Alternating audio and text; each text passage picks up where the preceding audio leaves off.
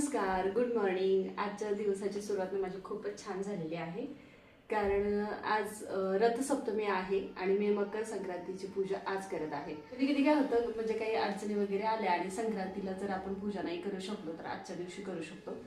तर बघा, रथसप्तमीला जर पूजा करायची असेल ना तर ती दिवस उगवताच करायची असते. त्यामुळे मी स्वयंपाक वगैरे आवरून छान तयार झालेली आहे. तर इथे घरातली पूजा उरकून मी आता संक्रांतीची पूजा करत आहे. तर सगळ्यात पहिलं संक्रांतीला ना हळदी कुंकाचे असे ठिपके देतात. त्याच्यानंतर त्याच्यामध्ये हळदी कुंकू तीळ तांदूळ वगैरे टाकतात आणि नंतर सगळ्या भाज्या पण त्यामध्ये थोड्या थोड्या ठेवतात. सगळ्या भाज्या म्हणजे बघा, मी इथे घेतलेल्या आहेत गाजर, ज्वारीचे जे कणस असतात ना ते घेतलेत, थोड्या वटाण्याच्या शेंगा घेतलेल्या आहेत, थोडे ओले हरभरे घेतलेत, आता ते थोडे सुकलेत म्हणा, आणि थोडंसं ऊस पण घेतलेलं आहे छोटं छोटं कट करून. तर अशा पद्धतीने संक्रांतीमध्ये ठेवतात. तर हे बघा, घरातली तुळशीची आणि सूर्यनारायणाची पूजा झालेली आहे आणि मी आता चाललेली आहे महादेवाच्या मंदिरात. महादेवाच्या मंदिरात यासाठी कारण तेवढंच एक मंदिर आमच्या घराच्या जवळ आहे. मंदिर तर लॉक आहे, आता आपल्याला बाहेरूनच पूजा करावी लागेल. तर बघा, मंदिरात तर आले, पण इथे आल्यावर समजलं की रविवारचं मंदिर बंद असतं. रविवारचं नसतं ना उघडं. रविवारचं उघडं नसतं का? इथं मंगळवार ते रविवार लिहिलेस. तर बाहेरूनच पण मी अगदी मनापासून पूजा केली.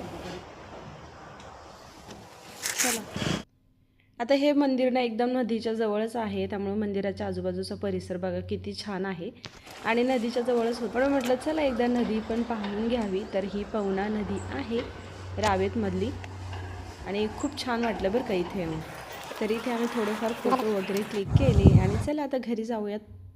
तर आता मी मंदिरातून आलेली आहे आणि आपल्याला एक केकची ऑर्डर आहे, तर केक पण तयार करायचा आहे. तर चला, तर मी केक क्रमकोट करून थोडा वेळ फ्रीजमध्ये सेट होण्यासाठी ठेवलेला होता. आता हा केक आहे बर्थडे बॉयसाठी आणि त्याच्या मम्मीने फोटो पण पाठवलेला आहे. केकचा जर फोटो मिळाला ना तर केक कसा बनवायचा याचं बिलकुलही टेन्शन राहत नाही. हाफ KGचा केक आहे, पण माझ्याकडून थोडा नेहमीप्रमाणे जास्तच झालेला आहे. तर इथे आयसिंग पूर्ण झालेलं आहे आणि आता मी केकवरती टॉपर्स अरेंज करत आहे. टॉपर्स एकदा केकवरती सेट केले की केक एकदम छान असं दिसायला लागलेला आहे. तर आता थोड्या वेळातच क्लायंट केक घ्यायला येणार आहे, म्हणून हे काम मी पूर्णच करून ठेवत आहे. तर बघा, हा आहे केकचा फायनल लुक. तर बघा, संध्याकाळचे 5 वाजलेत आणि सगळ्यांना छोटी भूक लागली होती. तर छोट्या भुकेसाठी मॅगी, संडे स्पेशल आपल्यात आज मॅगी बनवली होती आणि इथे माझी पिहू सांगत आहे मॅगी कशी खायची ते बघा. आणि मग हे असं करून मग असं